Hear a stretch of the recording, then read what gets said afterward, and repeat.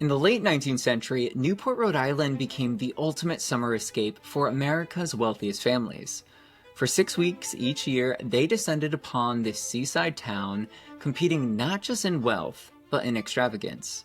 They built grand summer cottages and hosted some of the wildest, most lavish parties of the Gilded Age. Thankfully, many of these remarkable homes have been preserved. Some are still privately owned, but several are open to the public for tours. So far, I've toured 4 of them, and I wanted to share my personal breakdown of which ones I believe are the most worth seeing if you're planning a visit. But first, if you enjoy history and preservation, please like and subscribe to the channel so you can join us for future videos when we tour additional properties on site and talk about their history.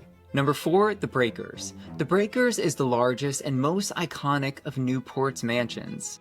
Built for Cornelius Vanderbilt II between 1893 and 1895, this colossal Italian Renaissance palazzo was designed by famed architect Richard Morris Hunt. With 70 rooms spread across 138,000 square feet and perched on 13 acres overlooking the Atlantic Ocean, the Breakers is nothing short of grand.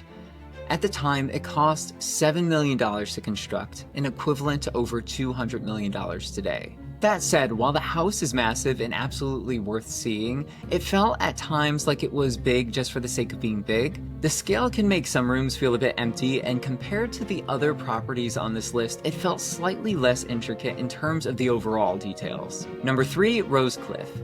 Built by silver heiress Teresa Fair Ulrich, Rosecliffe was designed with one purpose in mind: entertaining. This was a home made for lavish balls, high society luncheons, and more recently, movie magic. Films like The Great Gatsby from 1974, True Lies in 1994, Amistad in 1997, and 27 Dresses in 2008 all have used Rosecliffe as a backdrop, and it's easy to see why. When you're on site, the experience is enchanting from the moment you step inside. You're greeted by a heart-shaped grand staircase that sets the tone, and just beyond it lies Newport's largest private ballroom, an elegant space that opens out to sweeping views of the ocean. From the exterior to the main floor, the entire home is magical, brimming with intricate detail. But then you go upstairs, and much of the second floor has been converted into a modern exhibition space, complete with drywall and a noticeably different feel.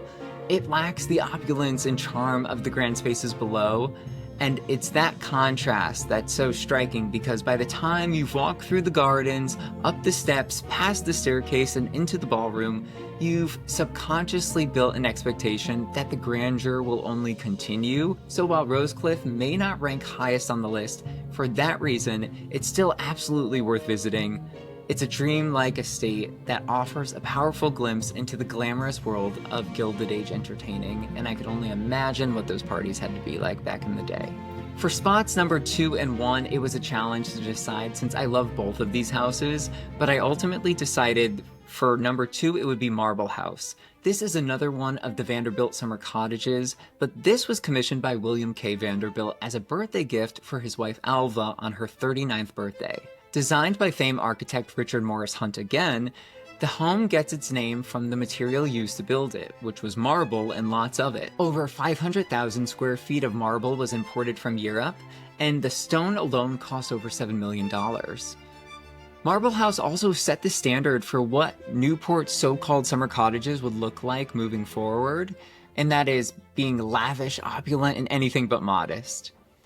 Visiting in person is breathtaking, and even though it's made of such a heavy material, the clever use of glass and intricate detailing gives the home a surprising sense of openness. One of my personal favorite details is in the grand staircase. When you look up at the ceiling, you'll notice nearly life-size statues that are tucked in the corners, and they're also gilded, so you really can't miss them. But I think it's just incredible when you look up and see that. Also, this cottage sits right along the cliffside overlooking the ocean, offering remarkable views. And also tucked in the backyard is a Chinese tea house that was commissioned by Alva Vanderbilt and designed by the architectural firm Hunt & Hunt, the sons of Richard Morris Hunt. Today, while visiting, you can actually grab a refreshment on site at the tea house and enjoy those beautiful views that Gilded Age royalty once saw. And then number 1 is the Elms. The Elms is luxury crafted with precision. Built for coal magnate Edward Berwind, it was designed to blend the grandeur of French elegance with cutting-edge technology. It was also among the first homes in Newport to be fully electrified, and it ran like a finely tuned machine, quietly powered by a hidden workforce operating beneath the surface, since even the servants' quarters were seamlessly hidden. One of the most striking features of the Elms is the seamless harmony between the house and its gardens. Every major room faces the formal terraces and lush grounds, which during the summer season were transformed into open-air dining rooms, complete with carpets, rare plants, and even colored lanterns. Architecturally, this mansion is a marvel of symmetry, and of all the grand homes in Newport, this one, in my opinion, showcases the most intricate detail. It's astonishing to think that it was nearly bulldozed down if it was not for the swift action of the Preservation Society of Newport. If you're curious to explore more of the Elms, I filmed an in-depth tour on site sharing both its rich history and behind-the-scenes glimpses. You can find that video linked below, and I'll also have it listed at the end of this video. Beyond the homes we've already explored, there are still so many incredible estates I've yet to tour. Next on my list is Rough Point, and I'd love to hear from you. Out of all the Newport mansions, which one is your favorite and why? Each of these homes is truly special, and I'm so grateful that they've been preserved for future generations to experience and enjoy. And again, if you're passionate about history and preservation, please consider subscribing to this channel as we continue to visit these historic estates in person and share the remarkable histories behind them. FYI, there's already a collection of these videos under my Historic Estates playlist. Until the next video, stay safe, happy, and enjoy the rest of your summer season. Bye.